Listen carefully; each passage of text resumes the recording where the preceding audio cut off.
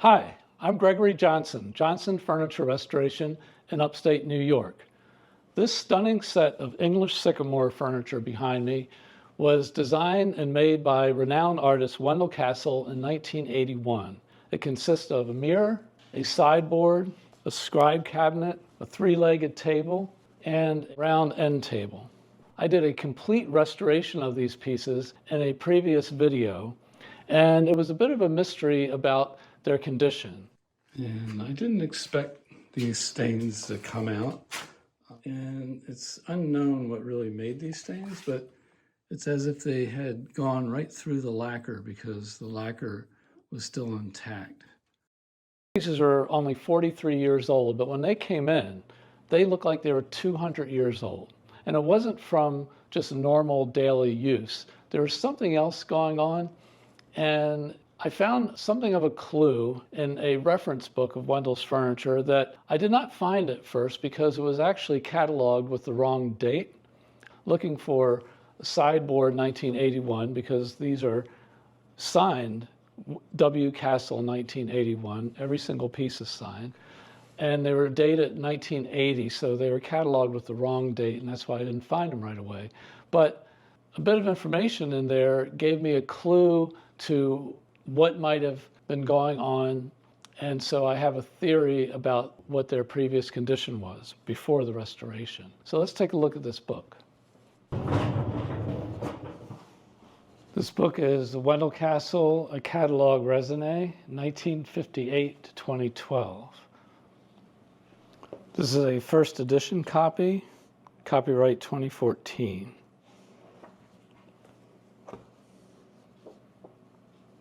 Here are two of the pieces. Actually, I want to go to the bigger ones first. Here's the sideboard and the scribe cabinet. The descriptions here are bleached English sycamore. The date is listed as 1980, which is incorrect. Same with the script cabinet, date 1980. And it's also odd, it says signed unknown when the signatures are right out front. And on this page are two of the other pieces, the end table and the three-legged table, 1980. And actually, it's funny, this is listed with the correct date, 1981. Let's go back and look at the bigger pieces. And why do I say there was a clue in this book? It's the reference to bleached English sycamore. And look how light these pieces look. They do look bleached in these color photographs, but the family has always known them as looking yellow. Actually, very much like this piece here. This is just called a cabinet. It's actually made of pear wood. Very elegant. But anyway, this was not bleached, and these were bleached, and they had a very bleached look to them, which now they have kind of a yellow, well, I would say amber, an amber tone. And so that was a bit of a clue, the reference to them being bleached. Oh, geez. It's kind of loose. Does anybody know a good furniture repair shop I could take this to? Anyway. So why do I think that the reference to these pieces having been bleached originally might be a clue as to their condition when they came in? And I'll explain what my theory is. The bleach they're referring to was most certainly this two-part bleach. It wouldn't have been chlorine bleach or oxalic acid bleach, which is only used in restoration. They were certainly referring to the two-part bleach in a kit like this. Two parts being the A solution is sodium hydroxide, which is lye, and hydrogen peroxide, which is the bleach. And when I learned to bleach for the first time in my dad's shop back in the mid-70s, the standard way of using this was you mixed A solution with the B solution and you used it mixed together. You had to use it right away. It was only good for 2 or 3 hours. But that's what this bleach, how this bleach was designed to be used. And it was used in industry that way for probably at least 50 years.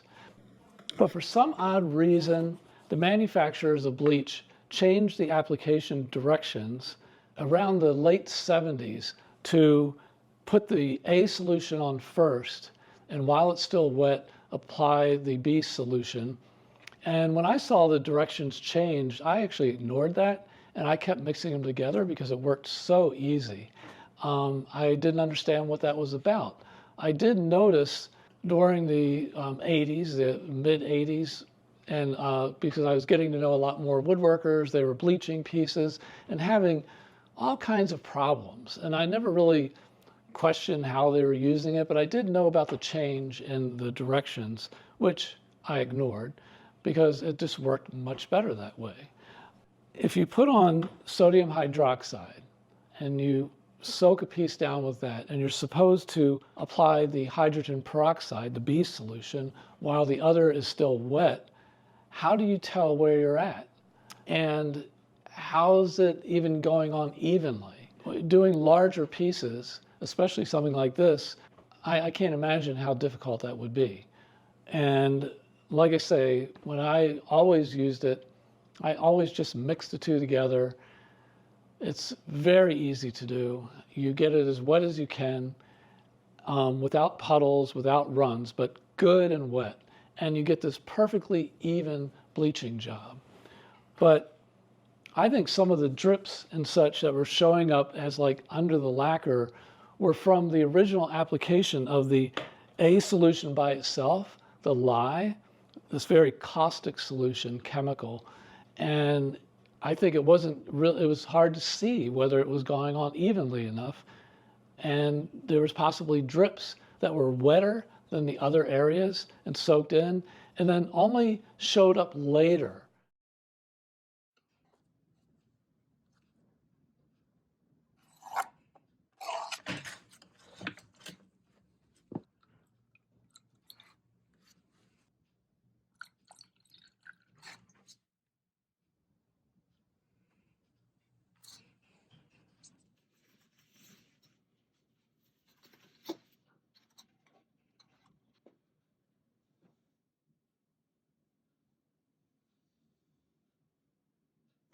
You get it as wet as you can get it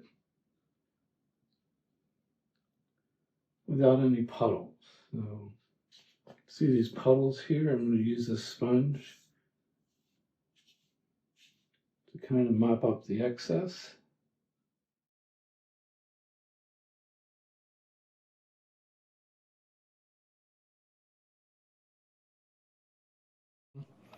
Let's do a second bleach application on the same sample and see how light we can get it.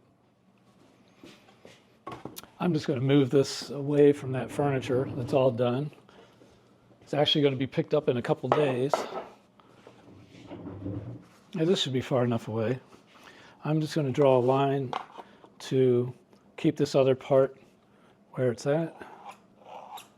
And we're going to put a second application of bleach on this now.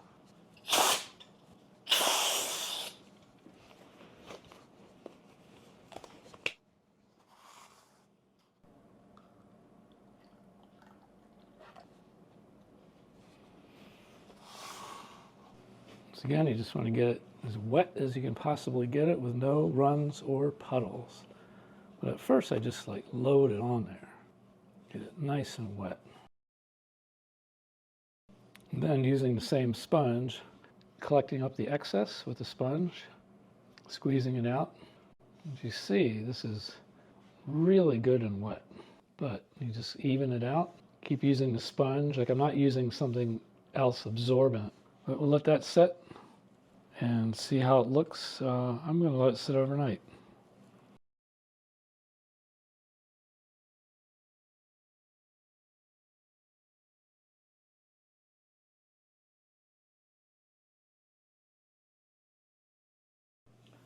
Okay, so our second application of bleach has dried overnight, and it lightened considerably more. So the next step is to neutralize this. Here in the directions, step 5, the neutralizing. If a second application of the wood bleach mixture has been applied, it is necessary to neutralize. And I think I said before, I neutralize regardless, whether I did it once or I did it twice. It's just what I do. It says here, wait at least 30 minutes after the last mixture has been applied. I always let it dry overnight. That's just me. It's how I do it. But I take issue with one more part of this instructions, and it says, neutralize the wood by wiping with a sponge dampened with diluted white vinegar, 2 parts water, 1 part white vinegar. I actually take issue with that because you have soaked the wood with these chemicals, and then you're going to neutralize the surface by wiping with a dampened sponge. When I think of a sponge dampened, I would think this would be wrung out. So I'm just going to demonstrate on this even though it's finished, but if I were to have just a dampened sponge with diluted vinegar and was just wiping this surface, actually this is just water, just for demonstration purpose only, it really wouldn't be penetrating that much. So I would say ignore those directions, and if you soak this down with wood bleach, then you should be neutralizing it by soaking it down. That might explain why Wendell's signature looks like it's been branded in this instance, because I think that the surface remained alkaline and absorbs ambient moisture from the air, and below the surface it starts to actually kind of burn the wood from the inside out. In this case, actually the signature never did darken quite as much, and it might have been just by the neutralizing process. It was soaked in a bit more in this area here. But this is only theory. You have soaked the wood with these chemicals, and then you're going to neutralize the surface by wiping with a dampened sponge. So I'm going to demonstrate on our sample how I do it. First, we'll mix the neutralizing solution, 2 parts water, 1 part white vinegar. And instead of just a dampened sponge, like it says in the directions, it's funny, I always tell people to follow the directions, and I am not totally agreeing with their directions of just a dampened sponge. I think if you put the chemical on this wet, this is how you should neutralize it. The neutralizing solution should be just as wet. So it soaks in, penetrates, and neutralizes everything. So this has been neutralized. I usually let this dry for a couple days. And after it's good and dry, I could actually accelerate the drying with a heat lamp and moving air, something like that. We'll see. And then I'm going to put some finish on the whole thing just to take a look at it. But that should be good and neutralized now. So in this furniture finishing textbook, this was actually printed in 1981, but it's missing a couple pages, so I couldn't find the ISBN number, but here's some information. The section on using a 2-part bleach, sodium hydroxide and hydrogen peroxide, is covered extensively here, all the way from here, wood bleaching, through this page here, talks about personal hazard. There's all these precautions in using these very strong industrial chemicals, and they need to be respected and used very carefully. Actually, this goes into industrial scale type instructions. It actually gets a lot more complicated than what comes in those simple kits. But those simple kits need to be just as respected. You have to take each case on its own and pay attention and remember that you're using industrial hazardous materials and handle it as such. So I'm just going to give this a light scuff sanding with 220 real quick.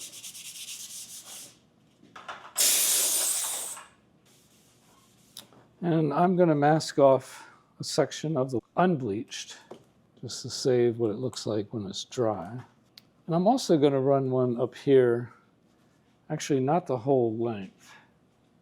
I want to leave a little bit of unfinished of the 1 bleach and then the 2 bleach. And I'll just cover a section like this as reference. Okay, let's go throw some lacquer on this. Yeah, I'm just going to throw a little bit of vinyl sealer on this first. I'm not going to wear my mask. I'm going to turn the fan on. It's just a very small sample.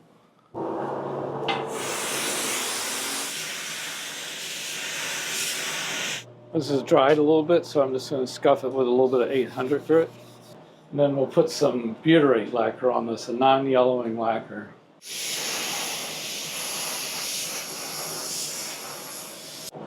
So that was a coat of gloss. Give this light scuff sanding. And now I'm going to spray some Dahl.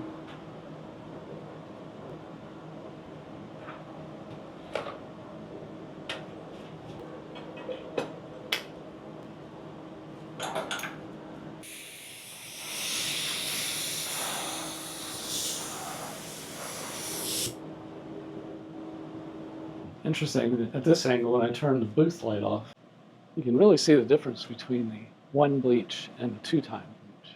Let me let this dry. Okay, so our sample is dried to a nice low sheen. I think if this was a piece of furniture, I'd probably spend more time refining this a bit more, but it has a nice look to it. But let's see what it looks like underneath this tape. I'm going to put a more contrasting surface under here to look at. That's a little bit better. So it was interesting to see how much a second application of bleach did lighten it considerably. But everything from what I've read says to really never bleach it more than 2 times. It really starts to degrade the wood fibers. So if you wanted it lighter, a lighter finish than this, then you might be adding some finish that has some white pigment or an off-white, something like that, for the effect, a glaze, whatever. So I think we got some good information about the bleaching process by doing this sample.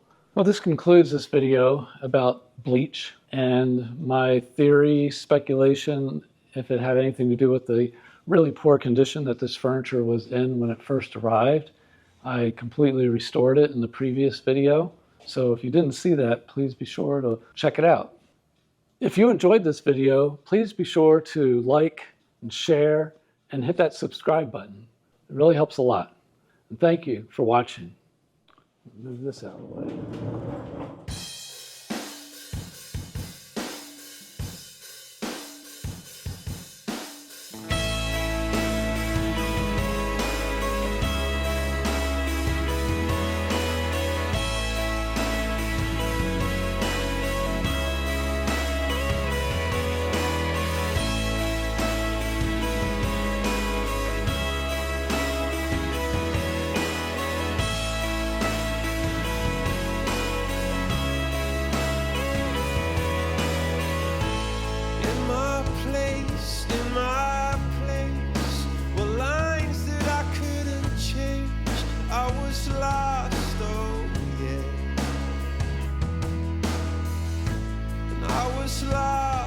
I was lost, crossed lines I shouldn't have crossed.